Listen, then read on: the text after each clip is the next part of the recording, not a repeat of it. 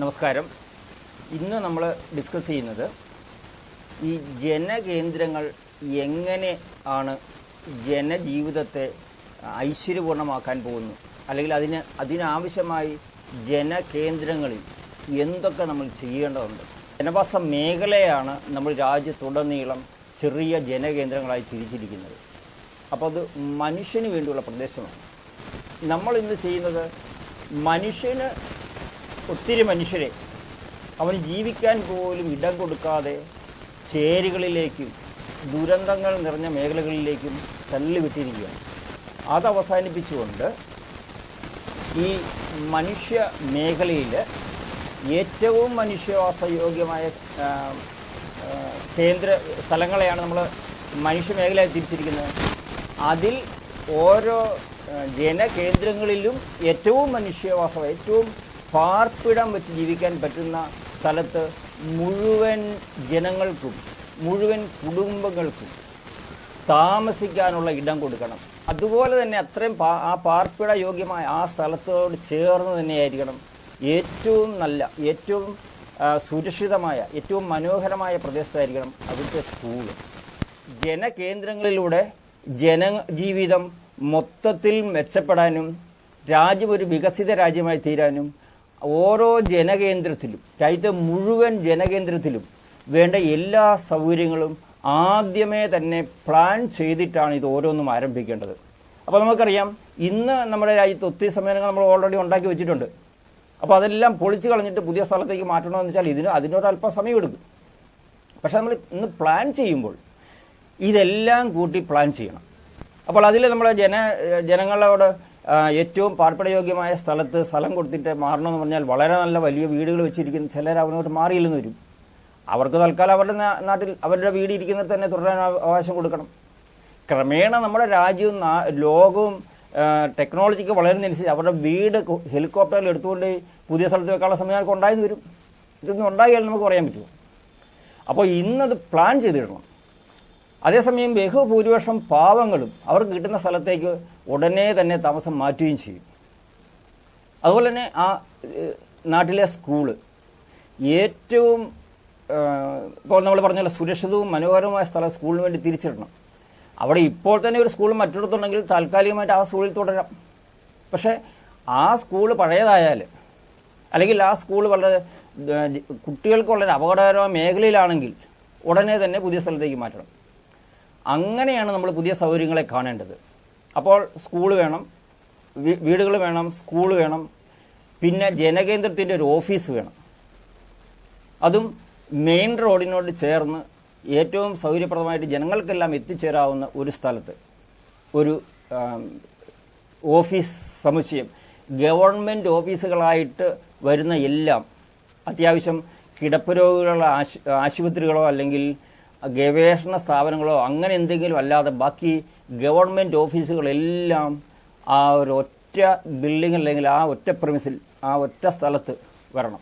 ജനങ്ങൾ വീണ്ടും പല സ്ഥലങ്ങളിലൂടെ കഷ്ടപ്പെട്ട് ഓടി നടക്കേണ്ട ആവശ്യം വരരുത്.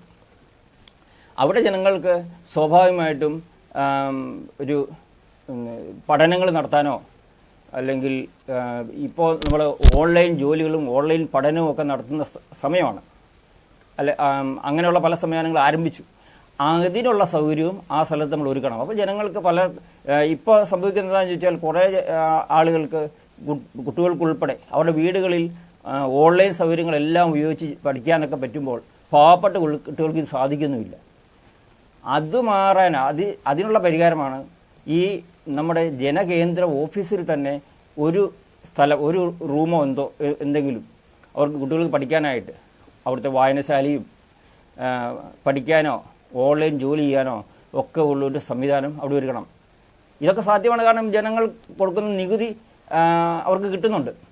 അപ്പോൾ അതിനൊക്കെ വേണ്ടിയിട്ട് ഈ നികുതി സംവിധാനം, ഇന്ത്യയിലെ നികുതി സംവിധാനം ഇങ്ങനെ കേന്ദ്ര ഗവൺമെൻറ് സംസ്ഥാന ഗവൺമെൻറ്റും പിച്ചക്കാശ് കൊടുക്കുന്ന പോലെ കൊടുക്കുന്ന സംവിധാനം നിർത്തി നമ്മുടെ നികുതിയായിട്ട് വരുന്ന മുഴുവൻ തുകയുടെ ഇത്ര ശതമാനം നേരിട്ട് നമ്മുടെ ജനകേന്ദ്രത്തിലൂടെയാണ് നികുതി സ്വീകരിക്കേണ്ടത്. ക്രമേണ കുറച്ച് കഴിഞ്ഞ് ഉള്ള വീഡിയോയിൽ കുറച്ച് ഏതാനും വീഡിയോകൾ കഴിഞ്ഞ് പിന്നെ ഞാൻ പറയാൻ പോകുന്നൊരു കാര്യമാണ്. അതായത് നമ്മൾക്ക് ഈ GST എന്ന് പറഞ്ഞ സംവിധാനം നമുക്ക് ആവശ്യമില്ലാതായിട്ട് വരും. അതിന് പകരം മുഴുവൻ ജനങ്ങളോടും അവരുടെ മുഴുവൻ വരുമാനത്തിനും വരുമാന നികുതി വാങ്ങിക്കുന്ന ഒരു സംവിധാനത്തേക്ക് നമുക്ക് മാറാൻ സാധിക്കും. അതാണ് കൂടുതൽ ജനക്ഷേമകരമാകുന്നത്. അതിന് പല കാരണങ്ങളും അതൊക്കെ പിന്നീട് ഞാൻ പറയുന്നതാണ്. അപ്പോൾ അങ്ങനെ കിട്ടുന്ന, അതുപോലെ തന്നെ പിന്നെ നമ്മുടെ ചില ഖനികളിലൊക്കെ അല്ലെങ്കിൽ ചില പൊതുമേഖലാ സ്ഥാപനങ്ങളിൽ വിറ്റ് കിട്ടുന്ന അങ്ങനെയുള്ള വരുമാനവും ഇതുപോലെ നികുതി വരുമാനം പോലെ തന്നെ ഇതിൻ്റെ എല്ലാം ഒരു പകുതിയെങ്കിലും രാജ്യത്തെ മുഴുവൻ ജനകേന്ദ്രങ്ങൾക്കുമായിട്ട് വീതിച്ചു കൊടുക്കണം. കുറേ ബാക്കിയുള്ളതിൻ്റെ ഉദ്ദേശം ഒരു പകുതി, ഇതൊക്കെ ഞാൻ കണക്ക് കൂട്ടി തീരുമാനിച്ച് പറയുന്നല്ല പകുതി എന്ന് പറയുന്നത്. പക്ഷേ ഏകദേശം ബാക്കിയുള്ളതിൻ്റെ ഒരു പകുതി ജില്ലകൾക്ക്, രാജ്യത്തെ മുഴുവൻ ജില്ലകൾക്കുമായിട്ട് കൊടുക്കണം. ബാക്കിയുള്ളതിനെ വേണം പ്രവിശ്യയും യൂണിയൻ ഗവൺമെൻറ്റും വീതിച്ചെടുക്കാൻ. അതിനൊരു കൃത്യ അനുപാതം തീരുമാനിക്കണം. ഓക്കെ, ഞാൻ പറഞ്ഞത് അങ്ങനെ ഈ ജനകേന്ദ്രങ്ങളിലേക്ക് പണം വരുമ്പോൾ ഈ സംവിധാനങ്ങളൊക്കെ അവിടുത്തെ ജനങ്ങൾക്ക് സ്വയം തീരുമാനിച്ച് ചെയ്യാൻ പറ്റും. അതുപോലെ ഇതൊക്കെ ചെയ്യേണ്ട രീതി എന്ന് പറഞ്ഞാൽ ഇന്ന് നമ്മൾ ബഡ്ജറ്റ് ഉണ്ടാക്കുന്നത് പോലെ ചുമ്മാ കുറേ എന്തൊക്കെയോ സംവിധാനങ്ങൾക്ക് വേണ്ടി പണം അനുവദിച്ചുകൊണ്ടല്ല. അതിന് പകരം ചെയ്യേണ്ട സംവിധാനം എന്താണെന്ന് വെച്ചാൽ നമ്മളെ ജനകേന്ദ്രങ്ങളിലായാലും ജില്ലയിലായാലും പ്രവിശ്യയിലായാലും എവിടെയായാലും നമ്മൾ ചെയ്യേണ്ടത് ഇവിടെ എന്തൊക്കെ നടക്കണമെന്ന ഒരു ലിസ്റ്റ് ഉണ്ടാക്കുകയാണ് വേണ്ടത്.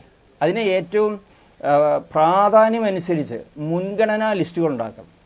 ആദ്യം ഇനി പണം വന്നാൽ ആദ്യം ചെയ്യേണ്ട ഏതാണ്, അതിനുശേഷം ചെയ്യേണ്ടത് എന്താണ്, അതിനൊരു ഉദ്ദേശം എത്ര ചിലവ് വരും, ഇത് മാത്രം എഴുതി വെച്ചാൽ മതി. ഈ ബഡ്ജറ്റുകൾക്ക് പകരം പണം സ്വാഭാവികമായിട്ട് വന്നുകൊണ്ടിരിക്കും. ആ പണം വരുന്നതിനനുസരിച്ച് നമ്മൾ ഏറ്റവും ഒന്നാമത് കിടക്കുന്ന പ്രവർത്തനത്തിനുള്ള പണം ഏകദേശം വന്നു കഴിയുമ്പോൾ അത് നിർവഹിക്കുക. അതിനുശേഷം അടുത്തത് പണം വരുന്നതനുസരിച്ച് ചെയ്യുക. അതിന് സ്വാഭാവികമായിട്ടും ജനങ്ങളെല്ലാം കൂടി ചെയ്യുമ്പോൾ അതിലൊരു വെട്ടിപ്പും തട്ടിപ്പും ഒന്നും കൊണ്ടുപോവുകയില്ല. അതുപോലെ തന്നെ ഈ പ്രവർത്തനങ്ങൾ, അവിടുത്തെ നിർമ്മാണ പ്രവർത്തനങ്ങൾക്കൊക്കെ ഇന്ന് സാധാരണ രണ്ട് തരം സാങ്ഷനുണ്ട്. ഒന്ന് അഡ്മിനിസ്ട്രേറ്റീവ് സാങ്ഷൻ, അത് ഭരണാധികാരികളോ ഒക്കെ കൊടുക്കുന്നു. അതും വളരെ ബുദ്ധിമുട്ടാണ് ജനങ്ങൾക്ക് അതൊന്ന് മേടിച്ചെടുക്കാൻ. അതിനുശേഷം ജനങ്ങളുമായിട്ട് ഒരു ബന്ധവുമില്ലാത്ത ഉദ്യോഗസ്ഥർ നൽകുന്ന ടെക്നിക്കൽ സാങ്ഷൻ. ഇത് രണ്ടും ഇന്നത്തെ സിസ്റ്റത്തിൽ നിന്ന് ഇത് രണ്ടും പുതിയ സിസ്റ്റത്തിൽ എടുത്തു കളയണം. അഡ്മിനിസ്ട്രേറ്റീവ് സാങ്ഷൻ കൊടുക്കണം. പക്ഷേ ആ അഡ്മിനിസ്ട്രേറ്റീവ് സാങ്ഷൻ കൊടുക്കേണ്ടത് ജനകേന്ദ്രങ്ങളിൽ ജനങ്ങളെല്ലാവരും കൂടി പഞ്ചായത്ത് ജനകേന്ദ്രം പ്രസിഡൻറ്റിൻ്റെയും വൈസ് പ്രസിഡൻറ്റിൻ്റെയും നേതൃത്വത്തിൽ യോഗം കൂടിയായിരിക്കണം. അവരാണ് അഡ്മിനിസ്ട്രേറ്റീവ് സാങ്ഷൻ കൊടുക്കേണ്ടത്. ജില്ലയിൽ ജില്ലാ പ്രസിഡൻറ്റും വൈസ് പ്രസിഡൻറ്റും ജനകേന്ദ്രം പ്രസിഡൻറ്റും വൈസ് പ്രസിഡൻറ്റും കൂടുന്ന ഭരണസമിതിയാണ് കൊടുക്കേണ്ടത്. പിന്നെ ടെക്നിക്കൽ സാങ്ഷൻ എന്ന ഒരു പരിപാടി ഉണ്ടാകരുത്. സാങ്ഷൻ വേണമെന്ന് പറയുമ്പോൾ ഓട്ടോമാറ്റിക്കായിട്ട് അവർ രാജാക്കന്മാരും രാജ്യമാരും ആവുകയാണ്. ടെക്നിക്കൽ അഡ്വൈസ് എന്നേ നമ്മൾ പറയാവൂ. സാങ്ഷൻ കൊടുക്കേണ്ടത് അവിടുത്തെ ജനകേന്ദ്രത്തിൽ ജനങ്ങളും ജില്ലയിൽ അവിടുത്തെ ഭരണസമിതിയാണ്. അതെങ്ങനെ ചെയ്യണം എന്ന ടെക്നിക്കലായിട്ടുള്ള വശങ്ങൾ പഠിച്ച് അഡ്വൈസ് കൊടുക്കുക മാത്രമായിരിക്കണം ഉദ്യോഗസ്ഥർ ചെയ്യേണ്ടത്. ഓക്കെ, അപ്പോൾ അവിടുത്തെ ഈ പ്രവർത്തനങ്ങൾ മുഴുവനും ജനങ്ങൾക്ക് ഉപകാരപ്രദമായ രീതിയിൽ നടത്താൻ പറ്റും. ഇന്നത്തെ പോലുള്ള വേസ്റ്റുകളൊന്നും ഉണ്ടാകില്ല, അനാവശ്യമായി പണം ചെലവഴിക്കുകയില്ല. ഇന്ന് ജനങ്ങൾക്ക് ഏറ്റവും ഉപകാരമുള്ളത് എന്താണെന്ന് ആർക്കും അറിഞ്ഞുകൂടാ. അത് നോക്കിയല്ല, ഏറ്റവും കൂടുതൽ വെട്ടുമേനി കിട്ടുന്ന, ഏറ്റവും കൂടുതൽ കമ്മീഷൻ കിട്ടുന്ന ജോലി എന്താണെന്ന് നോക്കിയൊക്കെയാണ് പലയിടത്തും പ്രവർത്തനങ്ങൾ നടക്കുന്നത്.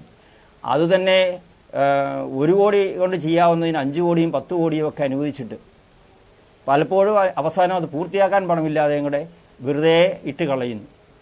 ചിലപ്പോൾ ജനങ്ങൾക്ക് ആവശ്യമില്ലാത്ത ഒരു കാര്യം ചെയ്തിട്ട് അത് പൊളിച്ച് കളഞ്ഞിട്ട് കുറച്ച് വർഷങ്ങൾ കഴിയുമ്പോൾ മറ്റൊന്നുണ്ടാക്കുന്നു. അല്ലെങ്കിൽ ഉണ്ടാക്കിയിടുന്ന ജനങ്ങൾക്ക് ഒരു ഉപകാരവും കിട്ടാതെ കിടക്കുന്നു. ഇതെല്ലാം പുതിയ സംവിധാനത്തിൽ പരിഹരിക്കപ്പെടും. അങ്ങനെ നമ്മൾ ഈ ചെയ്യുമ്പോൾ ആ രീതിയിൽ നമ്മുടെ നിർമ്മാണ പ്രവർത്തനങ്ങളോ അല്ലെങ്കിൽ വികസന പ്രവർത്തനങ്ങൾ ജനകേന്ദ്രങ്ങളിൽ ചെയ്യുമ്പോൾ നമ്മൾ ഈ പറയുന്ന ഓഫീസുകളിൽ ഒക്കെ ഉണ്ടാക്കുക എന്ന് പറയുന്നത് യാതൊരു ബുദ്ധിമുട്ടും ഉണ്ടാകുന്ന കാര്യമില്ല. അപ്പോൾ നമ്മൾ പറഞ്ഞത് ജനങ്ങൾക്ക് പാർപ്പിടത്തിന് യോജിച്ചത് എല്ലാവർക്കും പാർപ്പിടം കൊടുക്കണം. പിന്നെ അവിടെ തന്നെ ഏറ്റവും സുരക്ഷിത ഏറ്റവും മനോഹരമായ സ്ഥലത്ത് സ്കൂൾ കൊടുക്കണം. ഏറ്റവും യോജിച്ച് പൊതു റോഡിനോട് ചേർന്ന് ഏറ്റവും യോജിച്ച സ്ഥലത്ത് അതിൻ്റെ ഓഫീസ് നൽകണം. പിന്നെ നമ്മൾ ആ ഓഫീസുകളിൽ എല്ലാത്തരം ഉദ്യോഗസ്ഥരുടെ ആവശ്യമില്ല. മറ്റ് ഇന്നുള്ള പല ഓഫീസുകളും യഥാർത്ഥത്തിൽ ജില്ലയിലെ ആവശ്യമില്ല. ഇപ്പോൾ ഉദാഹരണം പറഞ്ഞാൽ കൃഷി ഓഫീസ്, ഈ ചെറിയ ജനകേന്ദ്രങ്ങളിൽ കൃഷി ഓഫീസിൻ്റെ ആവശ്യമില്ല. അത് ജില്ലയിൽ ഒരു കൃഷി ഓഫീസ്, അവിടെ ഒരു 5-6 കൃഷി ഓഫീസർമാരെന്നവരെ വിളിക്കരുത്. ഓഫീസർമാരെന്ന് വിളിക്കുമ്പോൾ പേരിന് ഒത്തിരി പ്രാധാന്യമുണ്ട് നമ്മുടെ രാജ്യത്ത്, അത് നമ്മൾ മനസ്സിലാക്കുക. അവരെ കൃഷി അസിസ്റ്റൻറ്റുമാരെന്നോ എന്തെങ്കിലും വിളിക്കുക. അവരൊരു 3-4 പേര്, അവരാവശ്യമനുസരിച്ച് ഓരോ ജനകേന്ദ്രങ്ങളിൽ പോവുക. ഓക്കെ, അങ്ങനെ നമ്മൾ ഈ ഓഫീസുകളുണ്ടാക്കണം. പിന്നെ ഏറ്റവും പ്രധാനപ്പെട്ട മറ്റൊരു കാര്യം അവിടുത്തെ കൃഷിഭൂമിയുടെ കാര്യമാണ്. കൃഷിഭൂമിയെല്ലാം കൃഷി ചെയ്യുന്ന ഏരിയ അതൊന്നായിട്ട് പരിഗണിക്കണം. ആ കൃഷിഭൂമിയിൽ കൃഷി ചെയ്യാനായിരിക്കണം നമ്മൾ രാജ്യത്തെ കാർഷിക ലോൺ ഉൾപ്പെടെയുള്ള എല്ലാ പ്രവർത്തനങ്ങളും നടക്കേണ്ടത്. ഈ കൃഷി ഇന്നത്തെ കൃഷി ഓഫീസർമാരെന്ന് ഇനി നമ്മൾ കൃഷി അസിസ്റ്റന്റുമാരെന്ന് പറയുന്നവരോ അവർ ഈ ജനകേന്ദ്രത്തിലെ ഓഫീസ് കെട്ടിടത്തിലല്ല വന്നിരിക്കേണ്ടത്. ആ കൃഷിഭൂമിയിൽ അവർക്ക് ഇരിക്കാനുള്ള സൗകര്യം ഉണ്ടാകണം. അവിടെ കർഷകർ മുഴുവനും കൂടി ഒരൊറ്റ കമ്പനി രൂപീകരിച്ച് കൃഷി ചെയ്യണം. അപ്പോൾ ഈ ഇന്നത്തെ കർഷകരുടെ പ്രശ്നങ്ങളിൽ വലിയ ഒരു പങ്ക് അവിടെ പരിഹരിക്കപ്പെടും. ഇന്ന് കർഷകർക്ക് അറിഞ്ഞുകൂടെ എങ്ങനെയൊക്കെയാണ് ഏറ്റവും ലാഭകരമായി കൃഷി ചെയ്യേണ്ടതെന്ന്. ഏത് വിളയാണ് കൃഷി ചെയ്യേണ്ടതെന്ന് പറഞ്ഞുകൂടാ. പാരമ്പര്യമായിട്ട് ചെയ്തു പോരുന്നത് പലതൊക്കെ ചെയ്യുന്നു. അതുകൊണ്ട് തന്നെ ഇന്ന് പലയിടത്തും കൃഷിഭൂമി വെറുതെ കിടന്നു പോവുകയാണ്. കാരണം പണ്ട് കർഷകർ എന്ന് പറഞ്ഞവരുടെ മക്കളൊക്കെ ഇന്ന് അമേരിക്കയിലോ യൂറോപ്പിലോ ഒക്കെയാണ്. അല്ലെങ്കിൽ തന്നെ അവർ കൃഷിഭൂമിയിലേക്ക് പോകാത്തവരാണ്. സ്വന്തം കൃഷിഭൂമിയുടെ അതിര് പോലും അറിയാത്തവരാണ് ഇന്ന് പുതിയ തലമുറയെ പലരും. ഇതിനെല്ലാം പരിഹാരമായിട്ട് മണ്ണിൽ കൃഷി ചെയ്യുന്ന ആരൊക്കെയോ അവർക്കെല്ലാവർക്കും അവകാശപ്പെടുന്ന ഒരു ഒറ്റ കൃഷിഭൂമിയായിട്ട് ആ ജനകേന്ദ്രത്തിലെ കൃഷിഭൂമിയെ മാറ്റുകയും അതൊരു കമ്പനിയാക്കുകയും അവിടെ ഏറ്റവും ശാസ്ത്രീയമായ രീതിയിൽ കൃഷി നടത്തുകയും അതിനുള്ള ഹെൽപ്പ് അവിടെ ഈ കൃഷി അസിസ്റ്റൻറ്റുമാർ ജില്ലയിൽ നിന്ന് വന്ന് അവർക്ക് ചെയ്തു കൊടുക്കുകയും ചെയ്തുകൊണ്ടിരിക്കണം. അതുപോലെ തന്നെ വേറെ പല കാര്യങ്ങളുണ്ട്. അതായത് രാജ്യത്തെ ഏറ്റവും ഡിമാൻഡുള്ളത് എന്താണ്, ആ മണ്ണിന് ചേർന്ന കൃഷി എന്താണ്, ആ ഡിമാൻഡ് അനുസരിച്ച് അവിടെ കൃഷി ചെയ്യുന്നത് എങ്ങനെ കൂടുതൽ വില കിട്ടുന്ന ഉൽപ്പന്നമാക്കി മാറ്റാം, അത് എവിടെ മാർക്കറ്റ് ചെയ്യാം. അതുപോലെ തന്നെ അവർക്ക് ഏറ്റവും സുരക്ഷിതമായിട്ട് കൃഷി ചെയ്യാനായിട്ട് ഈ കർഷകർക്ക് ഒരു യൂണിഫോം എന്ന് നമുക്ക് പറയാവുന്ന, അത് ഒരു എളുപ്പത്തിൽ ഞാൻ ഉപയോഗിക്കുന്ന വാക്ക് എന്ന് പറഞ്ഞാൽ വെറുതെ ഈ കുട്ടികൾ ഇടുന്ന പോലെ ഒരേ കളറിലുള്ള നല്ല ഉദ്ദേശിക്കുന്ന, മറിച്ച് കൃഷിഭൂമിയിൽ ജോലി ചെയ്യുമ്പോൾ വെയിലുമൊക്കെ കൊണ്ട് ജോലി ചെയ്യുമ്പോൾ ഏറ്റവും ആരോഗ്യകരമായ ഡ്രസ്സ് എന്താണെന്ന് പഠിച്ച് ആ ഡ്രസ്സ് എല്ലാവർക്കും എത്തിച്ചു കൊടുക്കാൻ പറ്റണം. ഈ ഓരോ ജനകേന്ദ്രത്തിലെയും ഈ കൃഷി കമ്പനികളുടെ ഒരു യൂണിയൻ ഈ രാജ്യത്തുണ്ടാക്കണം. അപ്പോൾ പിന്നെ ഈ കർഷകർ പിന്നീട് ഒരിക്കലും ഇന്നത്തെ പോലെ എപ്പോഴും ഇങ്ങനെ സഹായത്തിനും സൗജന്യത്തിനും വേണ്ടി യാചിച്ചുകൊണ്ട് നടക്കുന്ന ഒരു അവസ്ഥ ഉണ്ടാകുകയില്ല. ഓക്കെ, അപ്പോൾ ഇത്രയും കാര്യങ്ങൾ അല്ല ഒരു ജനകേന്ദ്രം ഉണ്ടാകേണ്ടത്. എങ്കിലും വീഡിയോ ഒത്തിരി നീണ്ടു പോകാതിരിക്കാനായിട്ടാണ് ഇപ്പോൾ ഇവിടെ നിർത്തുന്നു. അടുത്ത വീഡിയോയിൽ ഇതിൻ്റെ ബാക്കി ഞാൻ തുടരുകയാണ്. ഇതുപോലെ വളരെ പ്രധാനപ്പെട്ട കുറേ സംവിധാനങ്ങളും നമ്മുടെ ജനകേന്ദ്രത്തിലും ജില്ലയിലും കൂടിയായിട്ട് രൂപീകരിച്ചു കഴിഞ്ഞാൽ നമ്മുടെ രാജ്യം വളരെയധികം മാതൃകാപരമായ ഒരു വികസിത രാജ്യമായി തീരുകയും നമ്മുടെ ഇന്നത്തെ ജനങ്ങളുടെ ദുരിതം വളരെയധികം പരിഹരിക്കപ്പെടുകയും ചെയ്യും. ഇതൊരു സ്വർഗമാകും എന്നല്ല ഞാൻ പറയാൻ പോകുന്നത്, പക്ഷേ സ്വർഗം പണിയുന്ന ഒരു നാടായിട്ട് ലോക രാജ്യങ്ങൾക്ക് മുഴുവൻ മാതൃകയായിട്ടുള്ള ഒരു വികസിത രാജ്യമായിട്ട് മാറും. ഓക്കെ, നമുക്ക് അടുത്ത വീഡിയോയിൽ തുടർന്ന് ചർച്ച ചെയ്യാം.